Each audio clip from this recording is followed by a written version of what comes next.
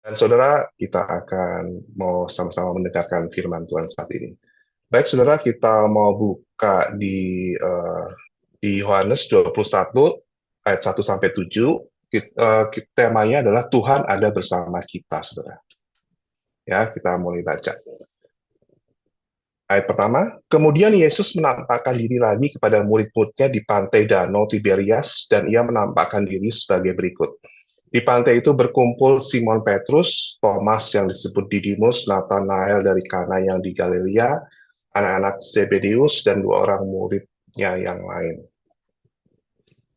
Kata Simon Petrus kepada mereka, "Aku pergi menangkap ikan." Kata mereka kepadanya, "Kami pergi juga dengan engkau." Mereka berangkat lalu naik perahu, tetapi malam itu mereka tidak menangkap apa-apa. Ketika hari mulai siang, Yesus berdiri di pantai. Akan tetapi murid-murid itu tidak tahu bahwa itu adalah Yesus. Ayat 5, kata Yesus kepada mereka, "Hai anak-anak, adakah kamu mempunyai lauk pauk?" Jawab mereka, "Tidak ada." Maka kata Yesus kepada mereka, "Tebarkanlah jalamu di sebelah kanan perahu, maka kamu akan peroleh." Lalu mereka menebarkannya dan mereka tidak dapat menariknya lagi karena banyaknya ikan. Ayat 7, maka murid yang dikasih Yesus itu berkata kepada Petrus, "Itu Tuhan." Ketika Petrus mendengar bahwa itu adalah Tuhan, maka ia mengenakan pakaiannya sebab ia tidak berpakaian, lalu terjun ke dalam danau. Demikian firman Tuhan, saudara. Saudara, sebagai seorang yang percaya kepada Tuhan itu harusnya kita selalu mengucap syukur yang nggak ada habis-habisnya, saudara. Mengapa, saudara? Karena kita ini orang percaya, saudara ya. Itu artinya orang yang Tuhan selalu sertai. Dan ketika Tuhan itu sertai, itu artinya Tuhan bersama-sama dengan kita. Senantiasa, saudara ya. Kita tuh akan mendapat perlindungan penuh dari Tuhan. Ya, kebutuhan kita tercukupi, dilepaskan dari mara bahaya, diberi jalan keluar ketika ada situasi pelik, saudara, damai sejahtera sukacita tuh ada senantiasa dalam hati kita, saudara. Dan kalau kita sakit, Tuhan sembuhkan, saudara. Jadi, ya nggak habis-habis kita mengucap syukur, saudara ya. Karena kita tuh percaya kepada Tuhan, dan kita percaya Tuhan tuh ada bersama dengan kita. Saudara, jangan pernah ragu akan kebaikan Tuhan, itu berkat Tuhan atas hidup kita. Oleh sebab itu, saudara ya, eh, kita harus terus memberikan penghormatan kepada Tuhan karena dari Dialah segala sesuatu itu berasal, saudara. Nah, saudara, hal yang sama ya, tadi kita baca firman tadi, itu murid-murid Tuhan Yesus 2000 tahun yang lalu yang bersama dengan Tuhan itu mengalami hal yang sama. Kalau kita baca di Alkitab, saudara, ketika mereka bersama-sama dengan Tuhan Yesus, mereka tuh dicukupi, mengalami kecukupan, saudara. Mereka nggak pusing soal makan minum, saudara ya. Mereka diberi kuasa, ya, menyaksikan mujizat setiap saat. Dan ingat, saudara, ketika ada badai itu, mereka dilindungi, saudara. Tuhan usir badai itu, ya. Jadi itu, saudara, ketika Tuhan bersama dengan murid-murid eh, waktu itu semua ada perlindungan, ada kuasa, ada mujizat, saudara, ada segalanya, saudara ya. Mereka itu yang tadinya adalah nelayan biasa ya dan orang-orang biasa, ketika bersama dengan Tuhan itu kehidupannya berubah, saudara, menjadi luar biasa. Itu karena ada Tuhan Yesus selalu bersama dengan mereka, saudara. Nah, saudara, sekarang pertanyaannya, kalau seolah Tuhan tuh nggak ada sama dengan kita lagi ya. Kalau figur Tuhan tuh seolah-olah tidak ada lagi bersama dengan kita.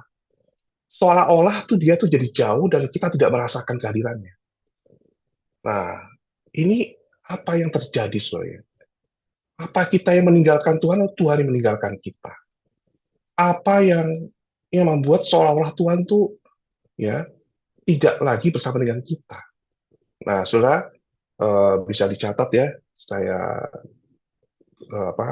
buat 3 faktor secara garis besarnya, tapi saya nggak akan bahas di sini, saudara ya. Yang pertama itu ada dosa, saudara. Masih menyimpan dosa. Jadi tidak mau bertobat, tidak mau mengakui, dan tidak mau tinggalkan dosa. Contohnya, saudara ya, ada suami yang punya istri, tapi dia punya selingkuhan, dia tidak mau meninggalkan itu, senang tinggal dalam dosa. Ada dosa korupsi atau yang mencuri, saudara, nggak mau bertobat, terus mencuri, terus korupsi, saudara. Ada kepahitan, ada kekecewaan, saudara, ya, nggak mau diselesaikan, tapi mau tinggal di situ terus, saudara. Dan ada banyak sekali, saudara. Nah, dosa itu akan membuat ya seolah-olah itu, dan Tuhan tuh nggak ada lagi, saudara. Tuhan tidak bersama lagi, saudara.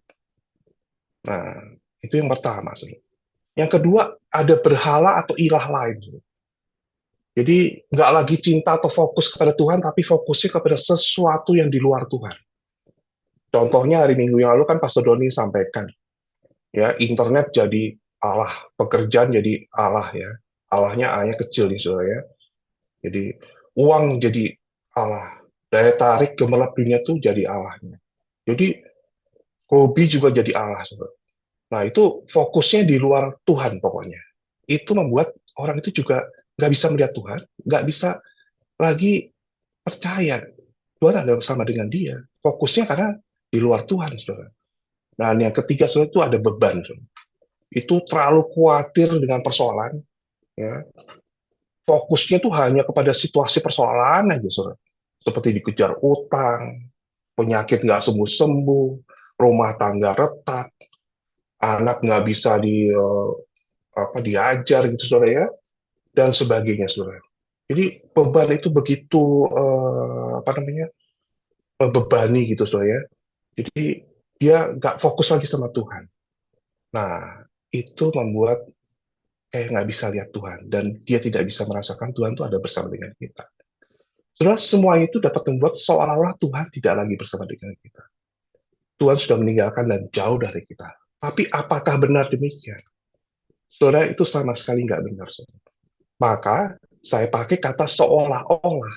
Tapi yang sebenar-benarnya adalah Tuhan tidak sekali-kali akan meninggalkan kita. Nah, kita bisa lihat, saudara, ya, ayatnya di Ibrani 3 ayat 5b. Karena Allah telah berfirman, aku sekali-kali tidak akan membiarkan engkau, dan aku sekali-kali tidak akan meninggalkan engkau. Demikian firman Tuhan itu, saudara, ya. Saudara, jadi Tuhan tuh datang bukan untuk menghakimi, tapi dia datang untuk menyelamatkan. Ya. Dia datang untuk mengasihi kita semua, dan bahkan memberikan hidup-hidup berlimpah. Dia datang untuk memberikan jalan keluar, saudara. Jadi ada orang-orang yang karena 3 faktor tadi, dia merasa Tuhan udah nggak mungkin lah Tuhan sayang sama saya lagi. Tapi Tuhan tuh nggak begitu, saudara. Tuhan tetap hadir, dia mau sebenarnya memberikan keselamatan. Nah, dan nanti kita lihat di ayat berikutnya, ya, ada momen-momen yang seharusnya kita bisa ambil supaya kita bisa pulih dan balik kepada Tuhan. Nah, saudara, kita mau bahas sekarang ayatnya. Yohanes 21 ayat 1 sampai 2. Kita lihat, saudara, ya. Nah, kemudian Yesus menampakkan diri lagi kepada murid-muridnya di pantai Danau Tiberias, dan ia menampakkan diri sebagai berikut.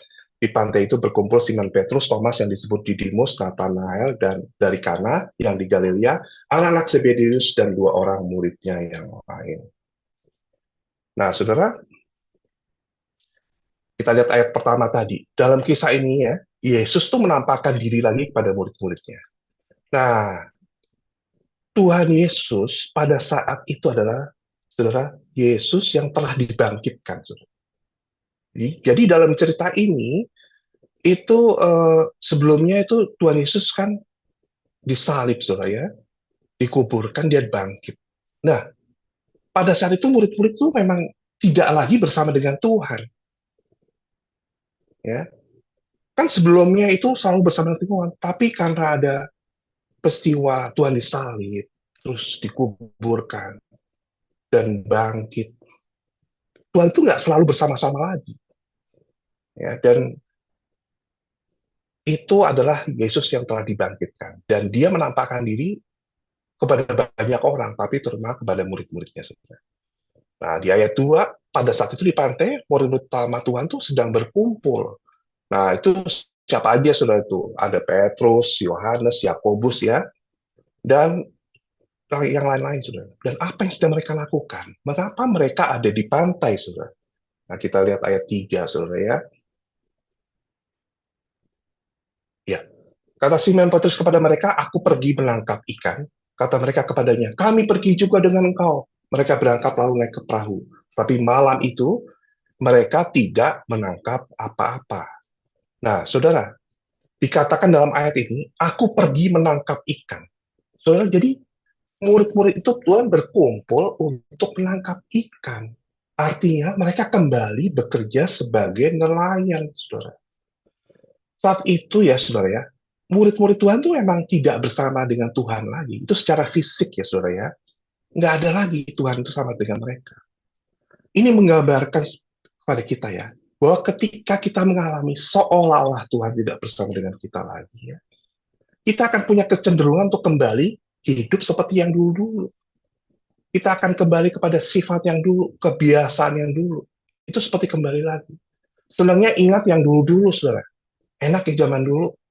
Nah, hati-hati, saudara ya. Jangan ingat-ingat yang lalu. Firman Tuhan di Yesaya 43 ayat 18-19 dikatakan, saudara ya. Firman-Nya, janganlah ingat-ingat hal yang dahulu dan janganlah perhatikan hal-hal yang dari zaman purbakala. Lihat, aku hendak membuat sesuatu yang baru dan sekarang sudah tumbuh. Belumkah kamu mengetahuinya? Jadi itu, saudara ya. Tuhan tuh nggak mau kita ingat-ingat yang dulu. Kita ini ciptaan baru, saudara. Kehidupan baru itu sudah ada dalam hidup kita. Masa depan yang bilang ada di depan kita. Itu Tuhan sediakan, Tuhan buat itu, saudara.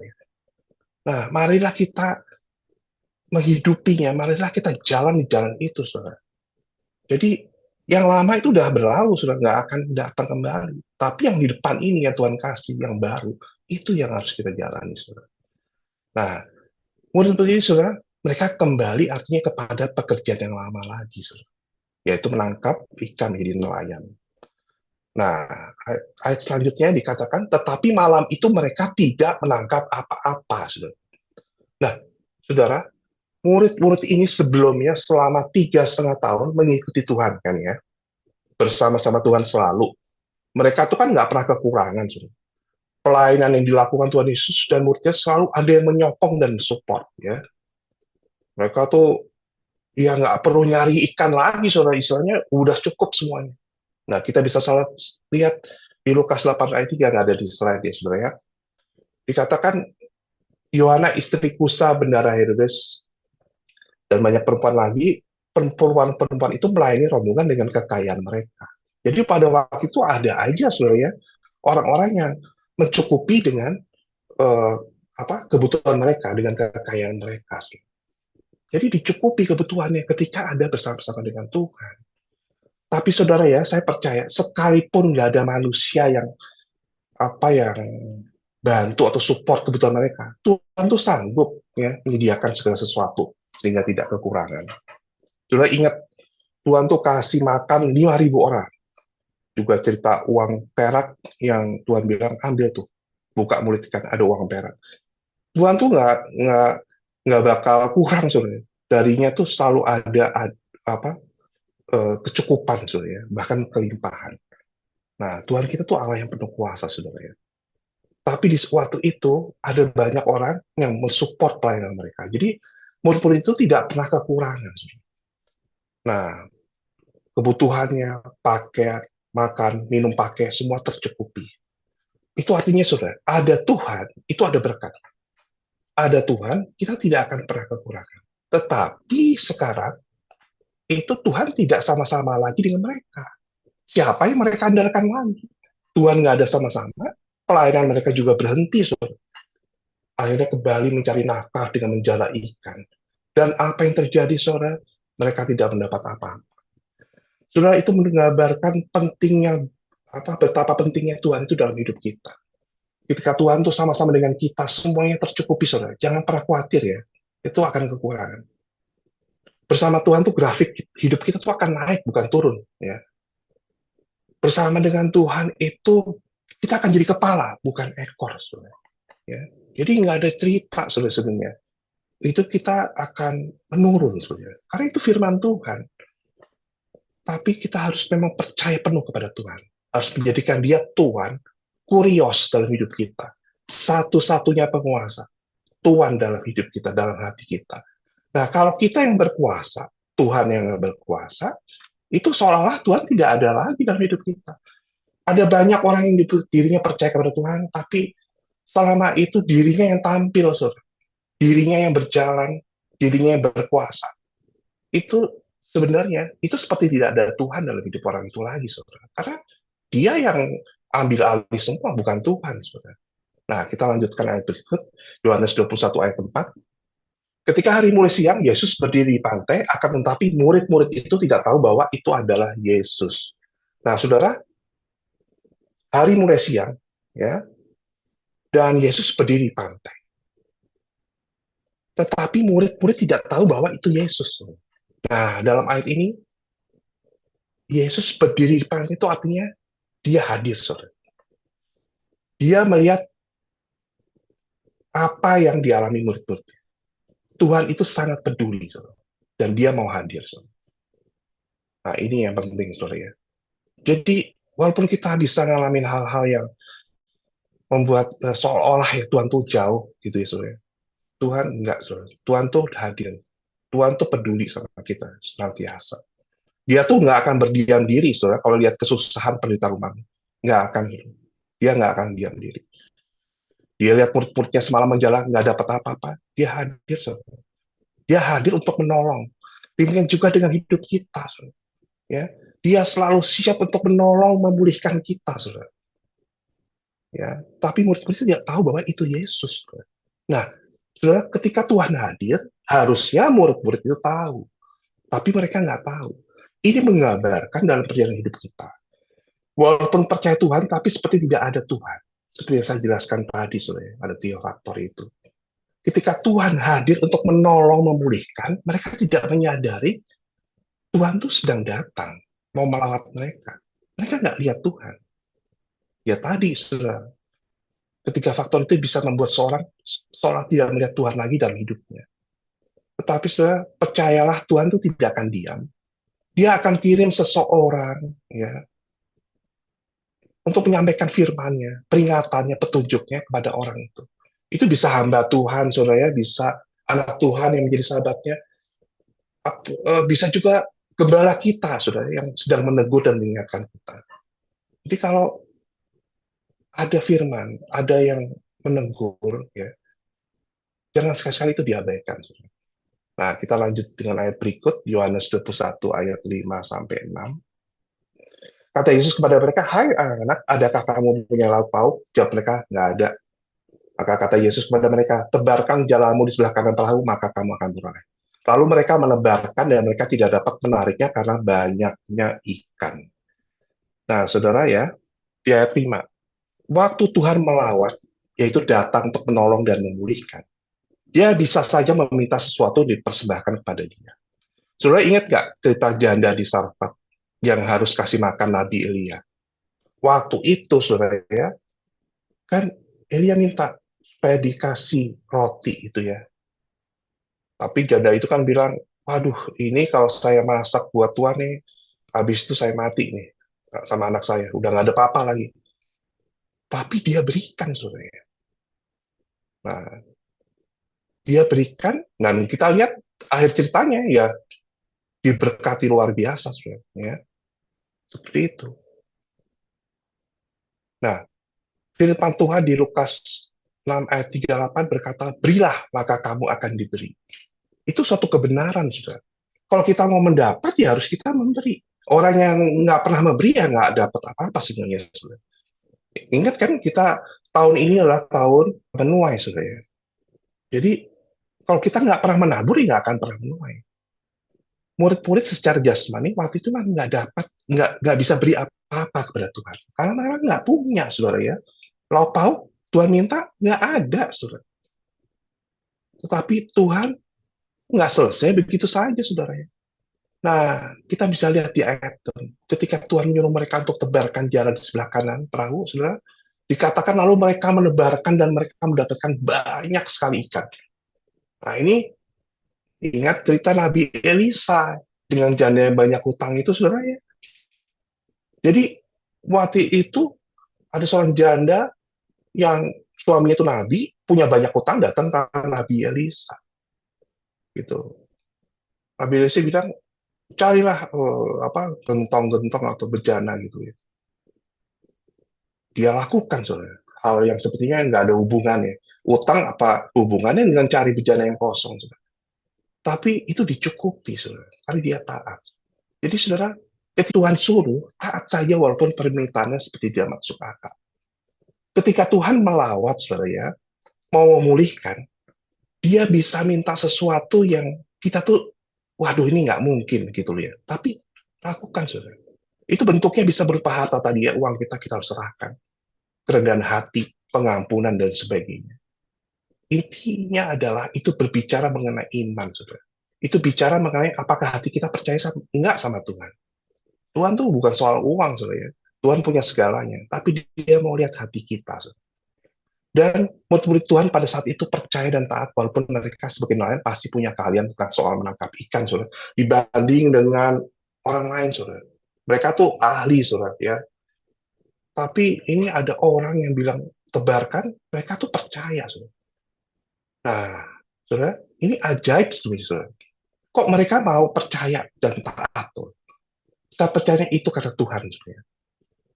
Yang bekerja di hati mereka untuk percaya dan taat melakukan apa yang Tuhan beritakan. Saudara, momen ketika Tuhan bilang tebarkan jala dan kamu akan beroleh, itu adalah momen yang penting sekali, saudara. Di titik ini kita akan mengalami Tuhan atau tidak itu akan menentukan. Saudara, pernahkah saudara di dalam suatu momen dalam hidup ketika menghadapi suatu situasi yang penting atau sedang dalam pergumulan yang hebat, saudara ya, yang berat, tahu ada firman Tuhan atau suara lembut datang di hati menyampaikan sesuatu, perintah atau petunjuk, saudara, nasihat saya taati, saudara, ikuti perintah dan petunjuk itu akan membawa jalan keluar dan kemenangan dalam hidup kita, saudara. Nah, murid itu taat, dia dengar ya, dia tebarkan, mereka tebarkan di sebelah kanan, dapat ikan banyak sekali, saudara. Itu kan nggak mungkin sebenarnya secara ini. Mereka udah semalam nyari ikan nggak dapat satu pun, saudara. Tapi ini dengan satu perintah itu aja, satu firman dari Tuhan, dapat ikan banyak sekali, saudara. Itu Tuhan, saudara. Dan dia itu mau memulihkan, saudara. Nah, kita baca di Ibrani 3 ayat 7 sampai 8. Sebab itu seperti yang dikatakan Roh Kudus pada hari ini, jika kamu mendengar suaranya, janganlah keras hatimu seperti dalam kegeraman pada waktu pencobaan di padang gurun. Nah, saudara, kalau Roh Kudus ngomong ya, bicara, udah taat ya, saudara. Jangan kita kerasin hati, aduh, udahlah, jangan kita bilang abaikan, jangan itu, saudara. Taat, itu akan membawa kemenangan. Jangan sampai miss momen itu. Nah, sekedar kesaksian, saudara ya, saya berapa puluh tahun yang lalu, saya pernah sakit 5 minggu, saudara ya. 2 minggu di rumah, 3 minggu di rumah sakit, saudara ya. Saya ingat di Pertamina itu. Dokter itu mencari penyakit saya. Waktu itu dokternya, saudara ya, ada dokter kepresidenan loh. Pasti jago tuh, saudara ya. Dia cari semua. Saya di MRI semua. Nggak dapat penyakitnya apa gitu, saudara ya. Jadi, waduh, saat itu saya juga lemes, saudara. Saya nggak tahu apa gitu loh. Tapi suatu hari, Tuhan tuh ngomong, kamu ada sesuatu yang kamu harus bereskan sama istri kamu. Kamu datang, kamu cerita sama dia. Saya datang, saudara. Saya cerita. Dan besoknya, saudara ya, itu tahu-tahu dokter bilang, waduh ini nggak tahu lagi, apa lagi. Udah deh, kamu ke dokter gigi. Dibilang cerita.